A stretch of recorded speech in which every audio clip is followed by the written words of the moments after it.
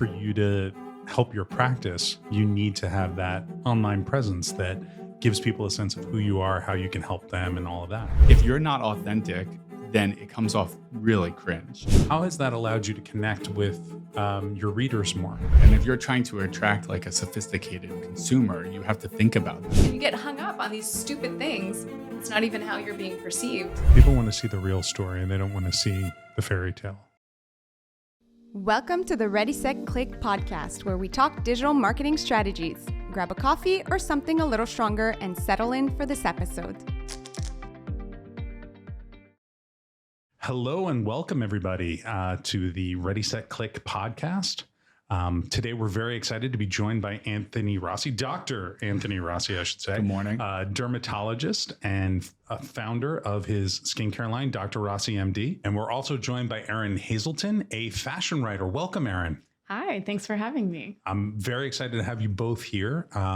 Today we're going to talk about a few things, but what we're going to first start off talking about is, as people who work in the beauty world, I want to talk about how you are positioning yourselves as brands on the internet at this point in 2024. So, Dr. Rossi, I'll take you first. Sure, yeah. No, I think it's an interesting question. And I never really envisioned myself when I was going through medical school talking about being in the beauty world or beauty brand. I mean, my parents are both hairdressers, so I grew up in that world, but it was a different time when social media influence was just a magazine, right? And if you got into a magazine, then it sort of made your brand through that realm.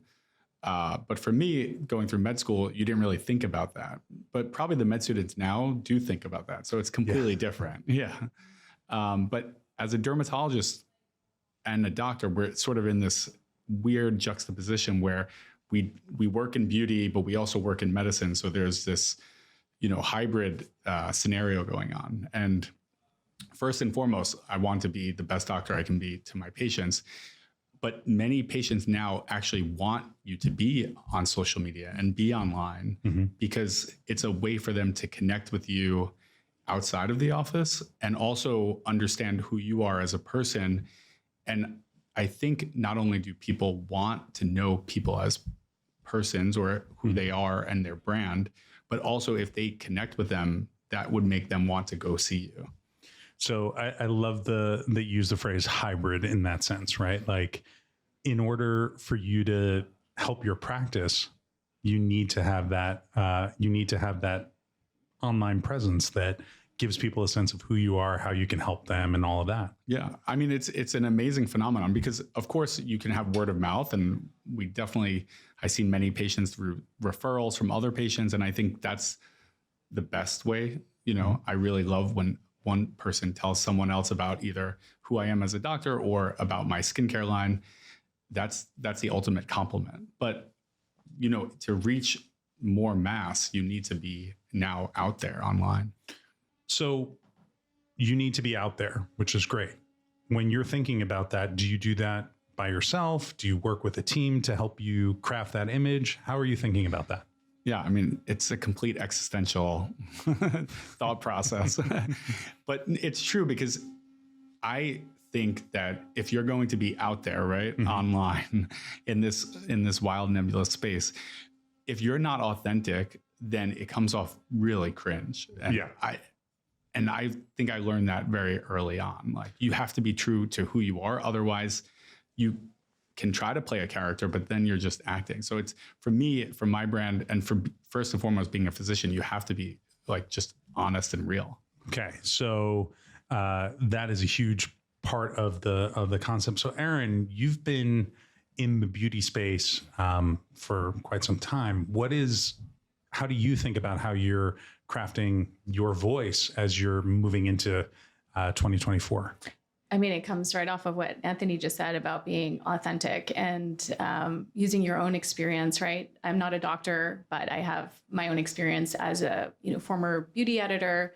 Also went through cancer, where I saw my skin completely transform, from 37 to I don't know, probably like 50 something. You look like you've aged a lot, and it's temporary, but you don't know it's temporary. And, you have this you go through everything, trying every product that you're allowed to try during that. So it went from testing beauty products at age, 25 when I didn't have a wrinkle, and, telling the world what I thought about that, which, I'll leave it there, to actually needing things and having that honest experience. And for me, as I was going through treatment and learning about medicines and everything, the ingredients became really important to me, and whether or not they were actually effective. So I kind of went, and this is how we became friends, actually, Anthony and I, is, dorking out over like what works and what doesn't work, and over the counter versus prescription, and being honest. Yeah. And being honest, and 100% being honest. Yeah. And trying things, that, I needed your help with a lot of things from side effects. Yeah. Yeah. I mean, that's obviously a huge challenge to go through, right? At that point in your life, and actually any point in anyone's life, to have a diagnosis like that. How have you felt that that's changed your beyond, obviously we all know more than when we were 25. Mm-hmm. But thank God. At least maybe we hope not. so. Yeah, exactly. But you're talking about that bit of honesty and authenticity. How has that allowed you to connect with your readers more?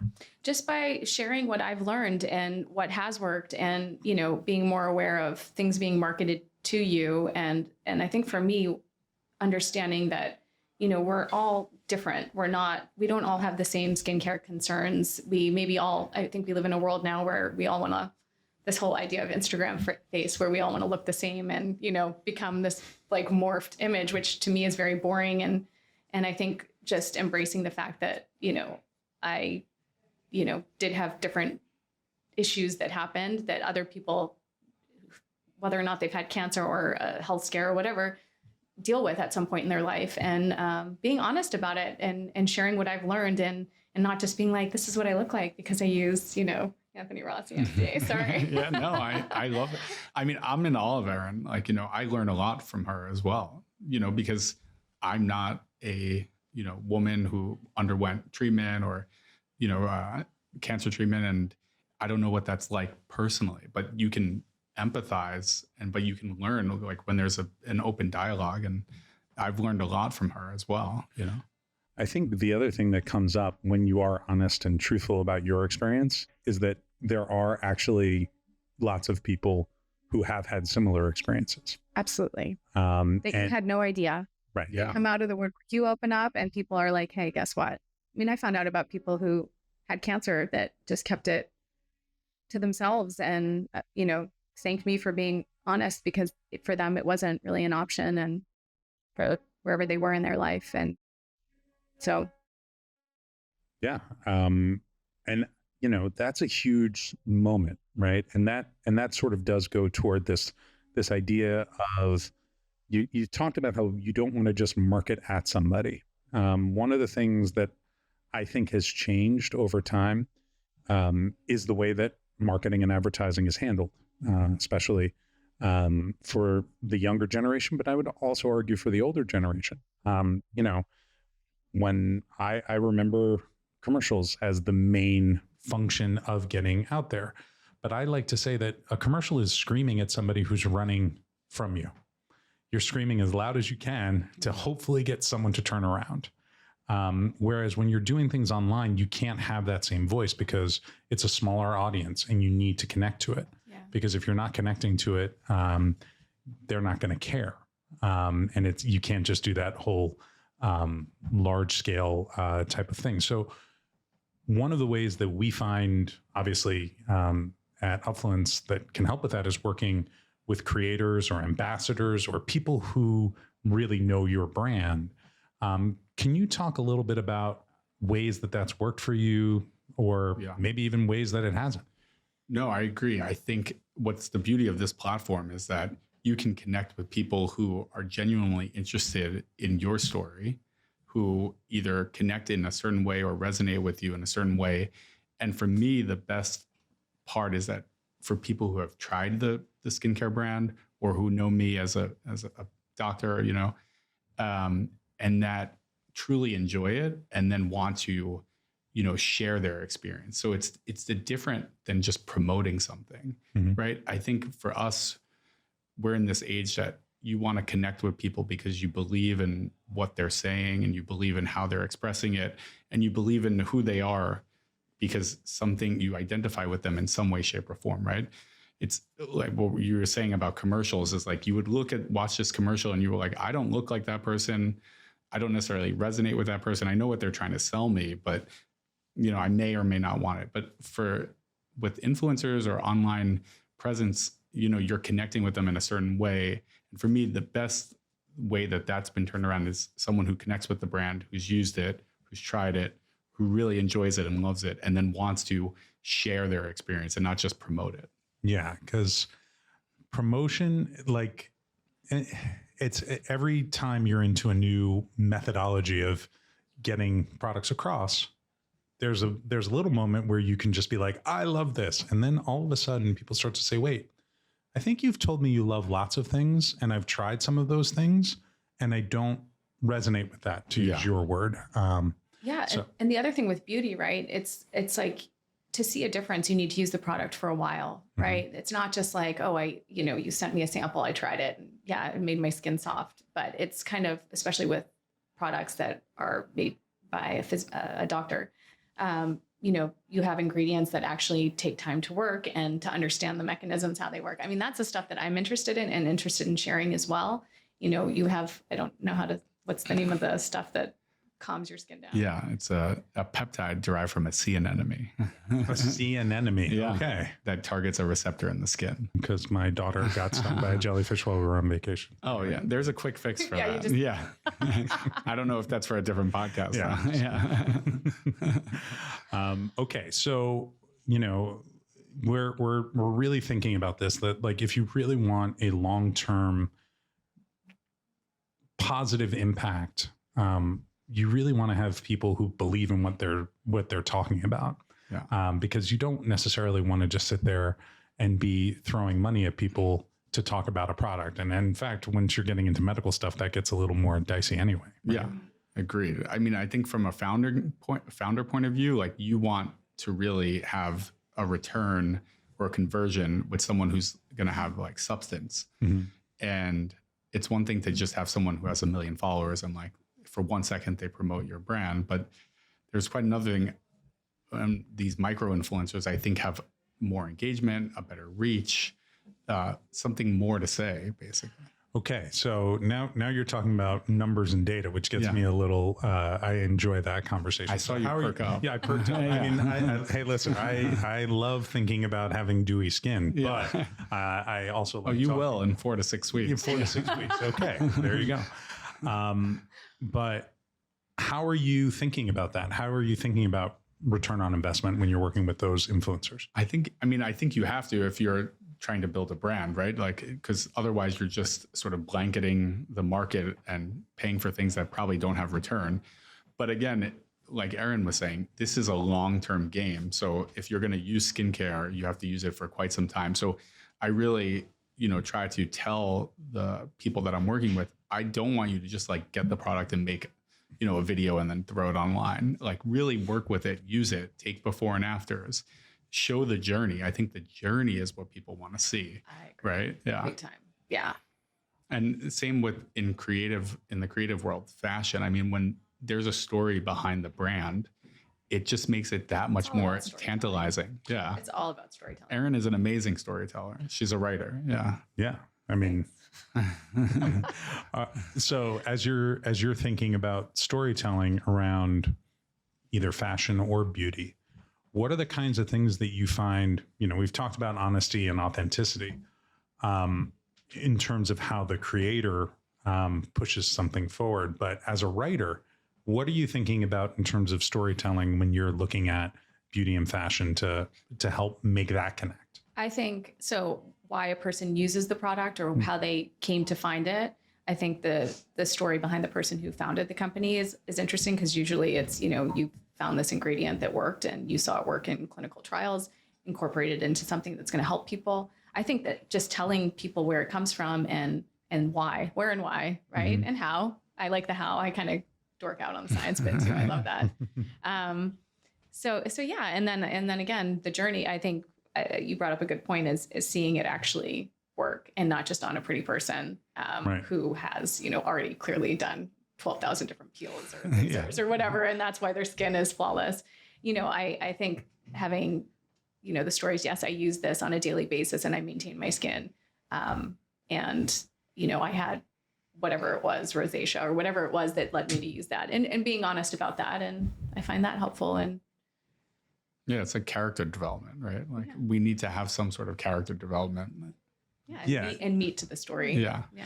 It can't just be 1, 2, 3. I mean, it can. And so I think it is really important to come in with the storytelling, come in with the authenticity, so that when you're talking about your brand, you're not in a situation where you're being mistook for that sort of thing. I mean, and I'm not necessarily downgrading fast fashion other than the global environmental impact, but that sort of story won't work for something that is of a higher quality.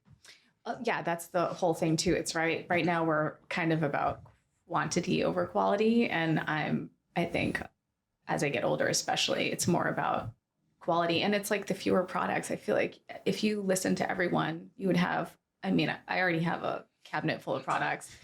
How many do I use? Honestly, regularly, maybe 5. Mm-hmm. And I think that's what I actually like about your collection of products. They're so few, right? So it's not like you're expanding into this other thing. And I see people who started with like eyebrow pencil or something because they did eyebrows and now they're doing lipstick and they're doing skincare. And it's like, whoa, wait, like stop. Yeah. It's too much. Just give me eyebrows or eyelashes or focus, I think that happens to a lot of brands because they say like they see the world just like evolving so quickly and social is going so fast and everything is just like, for me, like I rather focus on the quality. Fewer is better. Yeah. So you're reminding me that one of the words of the year, I don't know if you saw this, and I'm going to assume that I can say this word on our podcast, is enshittification. Have you heard of this word? This one, and I am. The enshittification of platforms, the enshittification of brands. And it's sort of what you're talking about, which is that brands, when they first start, are really focused on the customer. Yeah. And what ends up happening is you go from being focused, and it's actually more about social media networks, right? So when social media networks start, they're really focused on getting users. They don't care about money. Then they care about getting the brands. And then they just want to make as much money as possible. Yeah. And dilute their brand. But there are definitely brands that are going on that similar journey where when they first start, the product that they're giving is great for the price that they're charging and go into all these different ways. And it's like, well, I have you on this. What about this, this, and this? And the first thing was great. And then the rest of it was sort of thrown together or, you know, doesn't have that same. And as a consumer, that's when I lose interest. Like I want to go to you because you know about skincare. I want to go to this person because they know about eyebrows. I want to go to this person because, that's clean beauty and they have a limited number. But the second you start throwing stuff in, I don't trust the brand anymore. I lose trust. And it's like, for me, being a medical doctor, you're like first and foremost is like facts, numbers. Mm-hmm. You're very analytical. So medicine doesn't change that rapidly. So for me, like my skincare wouldn't change that rapidly, right? And like what took me years to make still will hold for many more years to come because it's based in real science. Mm-hmm. And it's not just a fast, skincare brand. Fast skincare. Yeah. But I do, like Erin and I were talking about this. It's like, there are some social media platforms that are starting to become a little cringe because of how commoditized they're, now they're entering into this world of money and. Well, they're getting enshittified. Exactly. But even, the people on there too. I mean, I don't even go on TikTok. I understand like a lot of people learn a lot of things. But I can't stand the pointing to different words. Yeah. And it's just like so cheesy. It's like, I don't want whatever you're doing. I don't want it. I don't want to be any part of it. Exactly. And if you're trying to attract like a sophisticated consumer, you have to think about that. Like, are they going to go on and do they really want to see people like pointing to, words in the air, like it's a spelling bee? Listen, there's talent in pointing at things. Yeah, no, I know. And I'm sure if you tried to make me do it, If you miss, you look really silly. I know, of course. You need that timing. You need to get the timing. You need to know the angles. Yeah. There's a lot of calculus actually that goes into pointing at something. No, it's true. I mean, no discredit to the actual like filmmaking that's going on in that scenario, because there's a lot of like Coppola-esque, I mean, they're actually going back to Metropolis, exactly, and all of that kind of stuff. Exactly. Okay, so one of the really interesting questions that's going around in the beauty space is the impact of all the different ways that people can make themselves look perfect online and how that translates in real life. So do you have an example of that in your own practice? Oh, for sure. I mean, it's rampant online and social media, the filtering, the special effects, the algorithms that can change someone's appearance to look a certain way, right? Mm-hmm. Some people call it perfect, but what is perfect, right? So it's hard to say, fake. And I don't think what people realize is that those algorithms are based on like very stereotypical Western ideals of what beauty is. And if we don't really check ourselves and understand that, then we're creating this homogenous appearance, and it's influencing really young children who are at a very susceptible age, right? When they're looking at all these images, one after the other, you're basically just training your brain to say, okay, this is beautiful, this isn't, this is beautiful, this isn't. And I think that's the scariest aspect of social media, because as a dermatologist, people will come in and be like, I want to look like this. I want to make my skin look like it has no pores, completely, translucent. There's this idea of, again, we're getting into this realm that like, okay, if your skin is lighter or if it's a certain, way, then it's better, but that's not the real case. So as a dermatologist, we have to do a lot of like re-education about like, okay, this is what your skin is supposed to look like. This is healthy skin. This is beautiful, right? Mm-hmm. Healthy is beautiful. And we can help you get to that point. But if you're just trying to chase a filter or an algorithm, then it's a downward spiral. And it's the kind of thing where it hasn't been in existence over the last long period of time with like Photoshop and things like that. Back when magazines were really important, you had that as an issue as well. But it feels more intense now because everybody can do it to themselves. Yeah. You don't need a retoucher. You retouch yourself with the help of AI. And if that's the image that you keep looking at yourself, right? That is creating self-worth that's only based on this retouched, face-tuned image. And at one point, I mean, who knows? They'll probably come out with a mirror, right? A mirror is supposed to give you an exact reflection of yourself. That's terrifying. But what happens when they come out with a mirror that then filters you in real life? And that's what you're looking at. And I think that's where we're going, right? I shouldn't be giving away this like $1 billion product. It's $1 billion idea, everybody. You heard it here first. Let's all get together and make this mirror. But you're going to have a mirror you look into it, and when you wake up, and instead of, your true reflection or that mirror image of yourself, you're going to be looking at a filtered image of yourself. And that is going to set people's personalities and psyche up for like a lot. We're seeing high rates of depression. And also, I think with the cameras being so sensitive now, and I'll look at a picture and I'll be like, whoa, do I really have that many wrinkles? And, my daughter was the one, actually, my 13-year-old pointed out, she's like, no, it's because these cameras are so sharp. So they're picking up on all these tiny, like micro details. And then you're kind of picking yourself apart, being like, oh, I don't look like that in my mirror. Yeah. I need to change. I need to get like a super strong light or something, because that's how everyone else is seeing me. And you get hung up on these stupid things. That's not even how you're being perceived. Yeah, we used to tell patients like put down the magnifying mirror because they would come in with like a 5x magnifying mirror. Now I'm like, you need to put down the HD camera, the filter, like put down, because otherwise it's bad. I mean, my parents are both hairdressers and they're in film and TV, and I feel for these actors and actresses because they are held to this standard of beauty that's almost, incomprehensible. Yeah, I absolutely, but they get a lot of help. They get a lot of help. That's another Yeah. thing to And- understand. Like you see, you see these people who are able to maintain a certain look for a long period of time. That's very different than what it used to be, and all of that. You see all of these pictures like Mr. Roper was only 53 years old. Yeah. There you go. I'm making a Three's Company reference, but Zillennial. a Zennial reference right there. I still go and get it. Yeah. And you were going to say about that.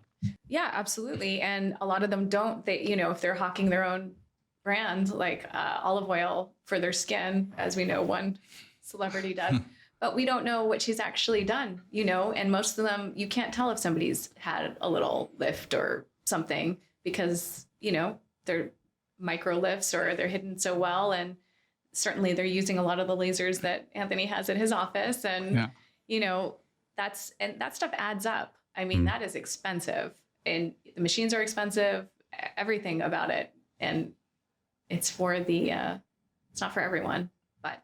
Yeah, there's some funny memes online. It's like, a celebrity will go out there and promote their own brand, because they're cashing in on their cachet and their look. But there's a meme, in the shadows behind them are their team of dermatologists and plastic surgeons, makeup artists, hairdressers, stylists.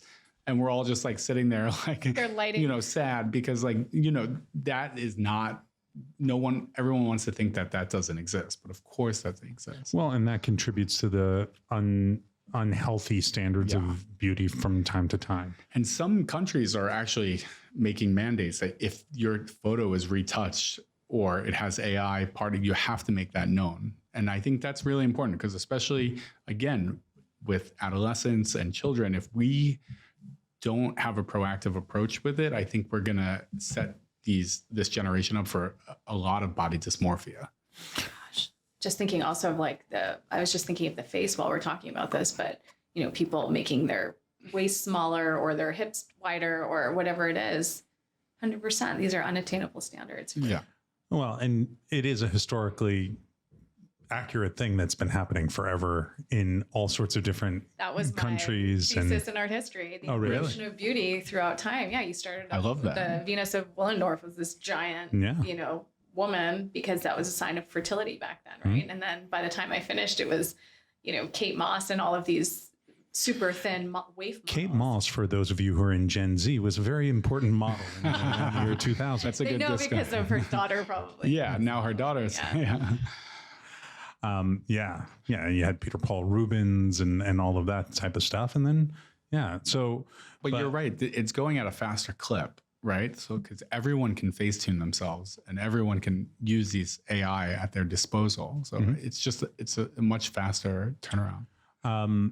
And at the same time, there is more of a conversation about it than there's been historically. True. So at least it's out there a little bit. And you can see that there are certain brands that missed the story a little bit. And because of that, brands that we thought of as, that brand's never going anywhere, like Victoria's Secret, had to massively change their entire way of working because they were selling a different type of ideal from an older period that is no longer I love that. Yeah, I love that we're forcing people to think about. I don't think we're forcing, but I think because the conversation's open, that more people are thinking about diversity, beauty, inclusion. So, yeah. But it is that responsibility piece. And this sort of goes back to what we were talking about before, which is that authenticity when you're talking about products is really important because that's going to help people understand, hey, I'm using this. This is how it affects me. And this is the real me. This is what I look like before. This is what I look like after, but not with AI and not with filters and all of that, because you do that, you can make anything look good. Yeah. Right. You could be like, hey, this is before. Let me wash my face with some water. Okay. I'm putting on the bold glamour filter and all of a sudden everything looks great. Yeah. And on the other end too, people are embracing talking about what they've had done and going for it. And, that's its whole world too. They're okay with enhancing their look, especially in places like Korea, where, most of the surgeries are done before they're 20 because it's the face they want to go out into the world for the rest of their life. And that culture embraces it, and they don't judge. And I mean, there's something to be said for that too, I guess. Right. Yeah. And all those brands that are coming out of that, the whole Korean beauty. It's true that, it's a different take on, either non-surgical or surgical interventions, beauty, health. So I think having the open conversation is important because it doesn't feel as like secretive but even like in my brand, we did clinical trials to show real results. And it's not like, the outcomes weren't 100% of people look amazing. It's like, it's real numbers. It's like 75% improvement in this, 86% improvement in that. It's like real tangible, actual numbers. And they're not, out of this, they're not hyperbole. Yeah. Cause that's the issue that we're seeing from time to time, especially in the beauty space, especially in the fashion space, is these unattainable pronouncements. And there's not a lot of accountability behind it. Yeah, exactly. And I think we as brand founders or as influencers, you have to have some accountability or all of the accountability, right? To tell the market that, okay, this is what's real. This is what's obtainable. You can't build it on filters and. And then, as you mentioned, AI, because that's going to be the next level of all of this. Mm-hmm. Like filters kind of take you and you sort of look the same. AI can take you and you can look like somebody completely different. Exactly. Yeah. And if you're just living that digital lifestyle, that can be really an interesting thing that we're going to start to see the effects of as we keep going. I think we are. I mean, even just, sometimes someone will walk into the restaurant and they're clearly an influencer and they have so much makeup on. And it's, to me, still to this day, it's like shocking. Yeah. Because they look like what they probably look like in pictures. But I wonder what's under all of that. I'm loving that, like some celebrities that are going like without any makeup, like Pamela Anderson. I actually I'm so into that because I think it's refreshing, right? It's a change of pace, but also it's making a big bold stance, like you are you, like that's amazing. Yeah. And Alicia Keys as well is big on that, if I remember correctly. Yeah, I mean, I used to be an actor. So one thing I do remember is when you're on camera, you have to wear that much makeup. Otherwise you don't look right. Yeah, but because you're shooting, but you're like on stage or, right. in a studio and these people are shooting on the street. Yeah. So for me, it's still like if you see someone who's shooting on a TV show in person, you're like, okay, yeah, you're wearing a lot of makeup. Yeah. Well, you're also coming out with an eyebrow line. Yes, and a exactly. makeup line, Exactly. all the way down the ride. So watch out, Kylie. Watch out, who? Kylie. Oh yeah, Kylie. Yeah, Kylie's in trouble. Okay, so we're coming up on the end of time. If you have one thought about how you see, talking about beauty in the age of the internet and the age of social media, and how you see it changing over the next couple of years, what might that be?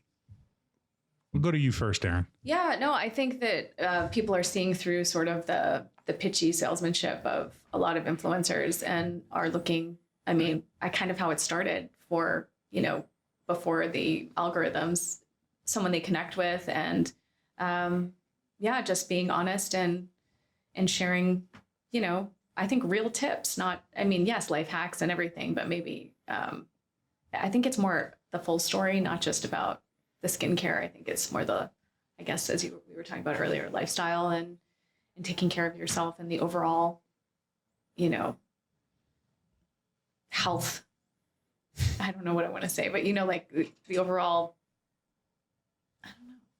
Yeah, no, I think the authenticity, the full picture, like what's behind the glam.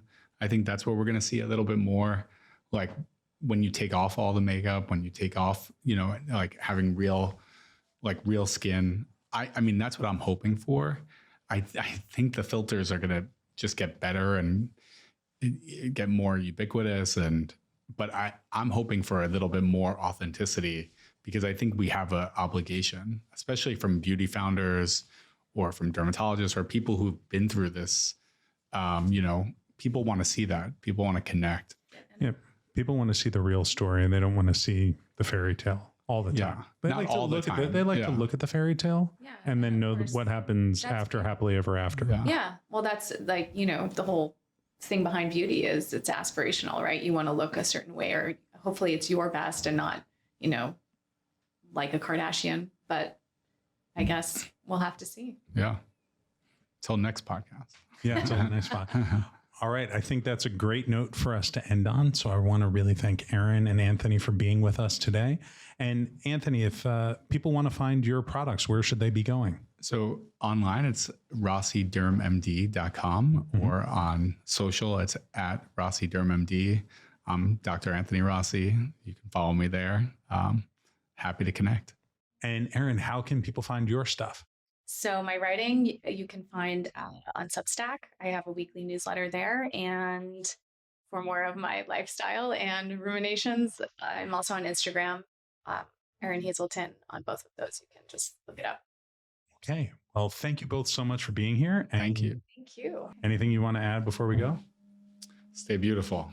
Stay beautiful. Stay beautiful, Damn everyone. it. Yeah. All right. Thank you. Thank you. Thanks.